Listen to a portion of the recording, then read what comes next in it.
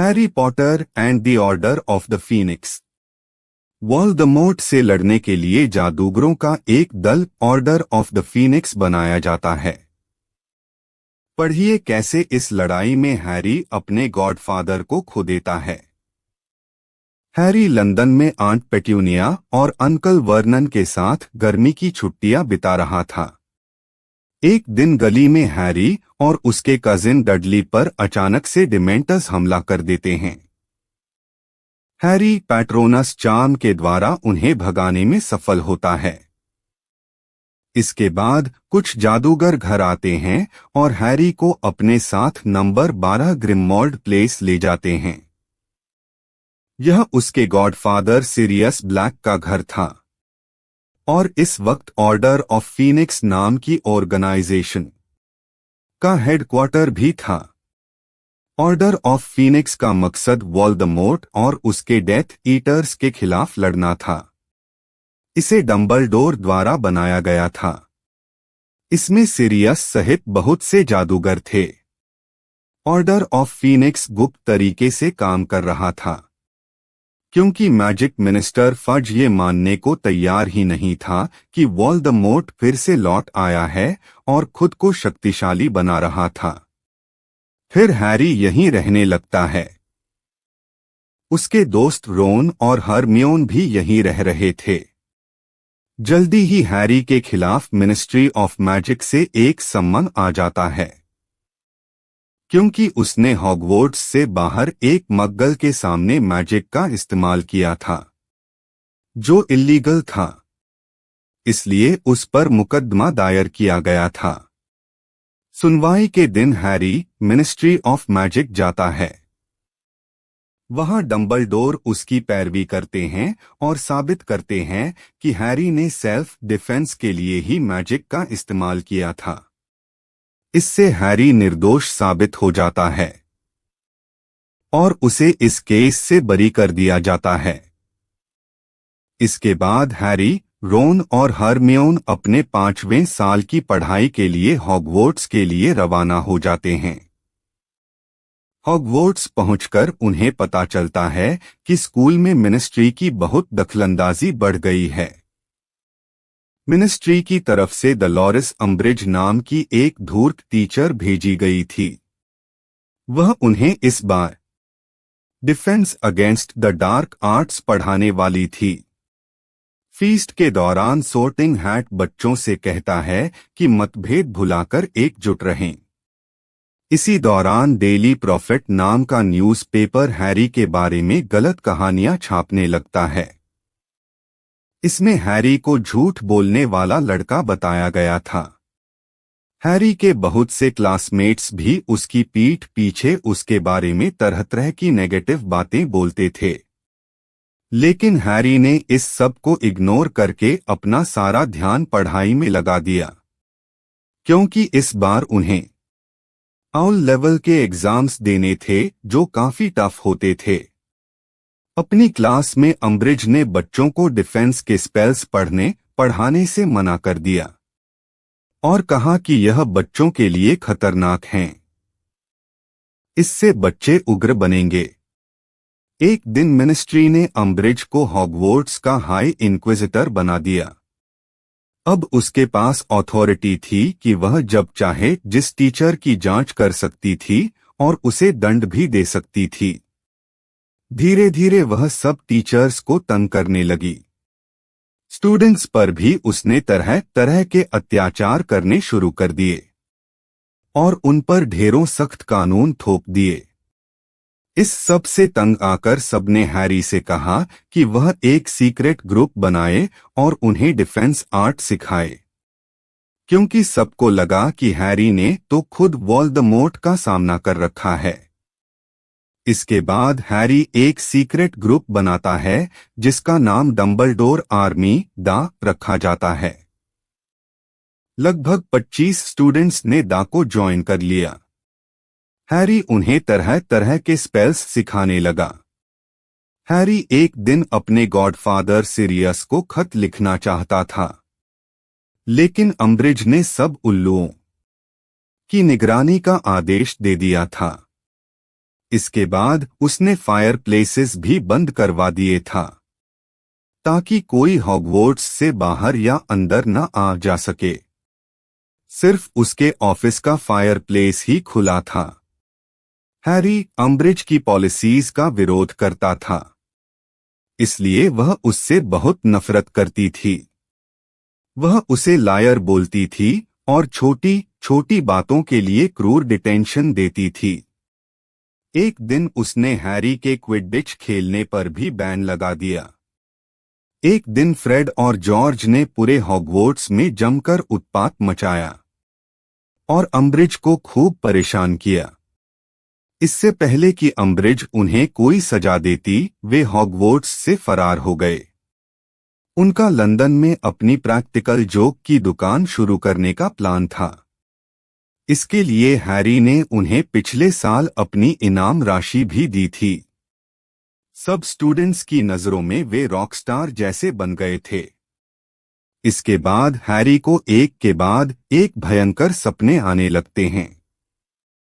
उसे बार बार मिनिस्ट्री का department of mystery दिखता था। एक सपने में हैरी बहुत से दरवाजों वाले कॉरिडोर को लांघकर एक कमरे में पहुंचता है।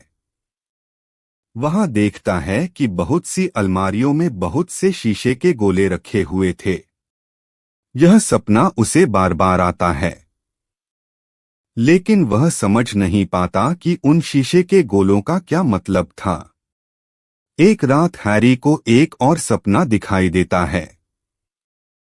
सपने में वह देखता है कि रोन के पिता को मिनिस्ट्री के अंदर एक सांप ने डस लिया था। वह जल्दी से यह बात डंबलडोर को बताता है।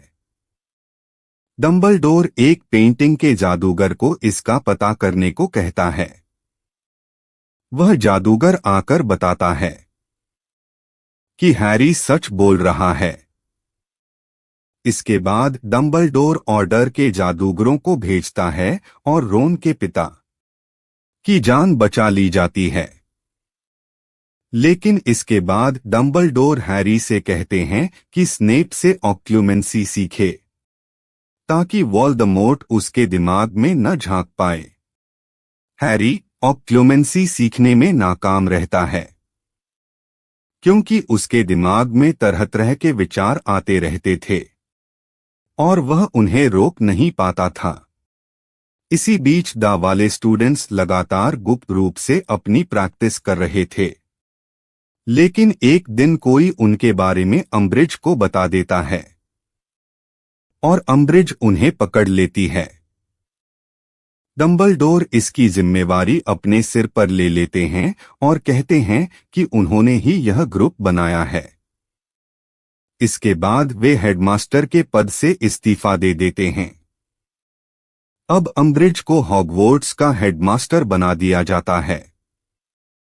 इससे उसके अत्याचार और भी बढ़ जाते हैं। इसी बीच स्टूडेंट्स के आउल के एग्जाम्स भी होते हैं। एक दिन हैरी को एक और सपना आता है। वह देखता है कि वोल्डेमॉर्ट सिरियस को डिपार्टमेंट ऑफ मिस्ट्री में टॉर्चर कर रहा था। वह उसे बचने के लिए व्याकुल हो उठता है।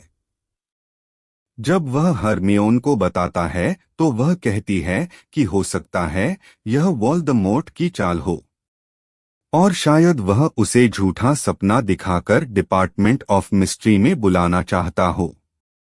वह कहती है पहले इसकी पुष्टि कर ले कि सिरियस अपने घर पर है या नहीं।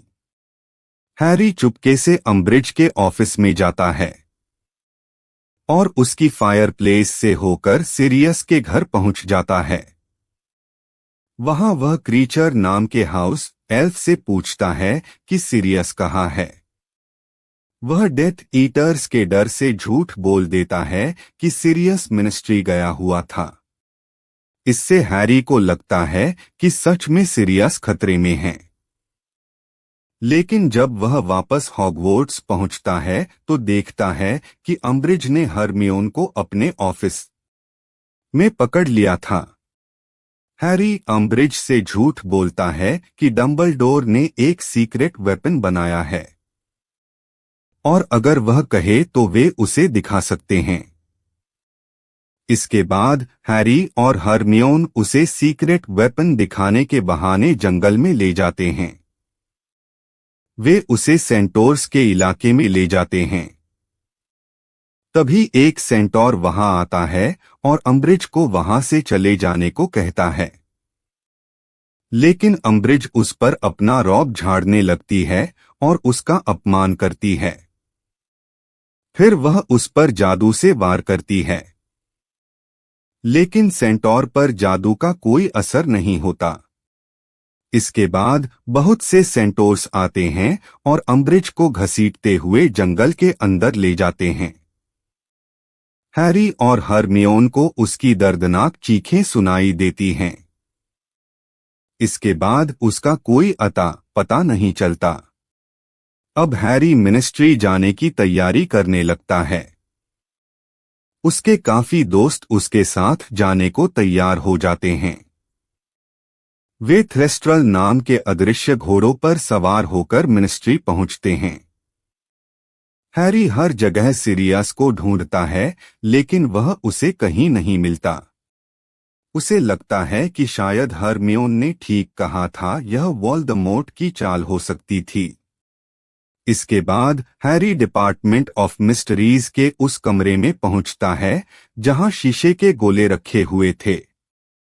एक गोले पर उसका और वोल्डेमॉर्ट का नाम लिखा हुआ था। हैरी उस गोले को उठा लेता है। उसके ऐसा करते ही बहुत से डेथ ईटर्स वहां आ जाते हैं। वे हैरी से उस गोले को मांगते हैं, लेकिन वह मना करता है। इसके बाद भयंकर लड़ाई छिड़ जाती है। स्टूडेंट्स डेथ ईटर्स का जमकर मुकाबला करते हैं, लेकिन धीरे धीरे डेथ ईटर्स उन पर भारी पड़ने लगते हैं। तभी ऑर्डर ऑफ फीनिक्स के बहुत से जादूगर वहां पहुंच जाते हैं और डेथ ईटर्स से लड़ने लगते हैं। लड़ाई के दौरान हैरी के हाथ से शीशे का गोला गिरकर टूट जाता है। इसके साथ ही उसमें बंद भविष्यवाणी भी नष्ट हो जाती है। तभी सिरियस की चचेरी बहन बेllatrix धोखे से सिरियस पर किलिंग कर्स का प्रयोग करती है, जिससे उसकी मृत्यु हो जाती है। इससे हैरी अत्यधिक दुख में डूब जाता है। तभी डंबलडोर वहां पहुंचते हैं। वे वोल्डेमॉर्ट से युद्ध करते हैं, जो मौका पाकर वहां से भाग जाता है। इसके बाद सारे डेथ ईटर्स भी वहां से भाग जाते हैं। सब स्टूडेंट्स को दोबारा स्कूल भेज दिया जाता है। स्कूल में हैरी डंबलडोर से कहता है कि शीशे के गोले के नष्ट हो जाने से अब कोई उसके अंदर रखी भविष्यवाणी को नहीं जान पाएगा। लेकिन डंबलडोर हैरी को बताता है कि वह भविष्यवाणी के बारे में जानता है, क्योंकि वह उसके सामने ही की गई थी। फिर वे उसे हैरी को बताते हैं। भविष्यवाणी यह थी कि या तो हैरी वोल्डेमॉर्ट को मार देगा या वोल्डेमॉर्ट हैरी को। उन दोनों में से सिर्फ एक ही जिंदा रहेगा। इसके साथ ही डंबलडोर हैरी को बताते हैं कि हैरी के पास एक ऐसी पावर है जिसके बारे में वोल्डेमॉर्ट नहीं जानता। जब हैरी पूछता है कि वह कौन सी पावर है, तो डंबलडोर कहते हैं कि दूसरों को प्यार करने की शक्ति। डंबलडोर आगे कहता है कि हैरी की मां का सैक्रिफाइस हमेशा उसे बचा लेता है। यह एक तरह का पुराना मैजिक है, जिसे बहुत से लोग समझ नहीं पाते हैं। लेकिन यह मैजिक तभी काम करता है जब यह ब्लड रिलेशन से घिरा हो। इसीलिए हैरी को आंट पेट्यूनिया के घर पर रहना चाहिए, क्योंकि वह उसकी सगी मौसी है और उसके साथ उसका ब्लड रिलेशन है। जब तक वह उनके घर में रहेगा, सुरक्षित रहेगा। इसके बाद स्कूल का एक और साल खत्म हो जाता है और हर बार की तरह हैरी बेमन से एक बार फिर अपने अंकल आंटी के घर गर्मी की छुट्टियां बिताने चला जाता है।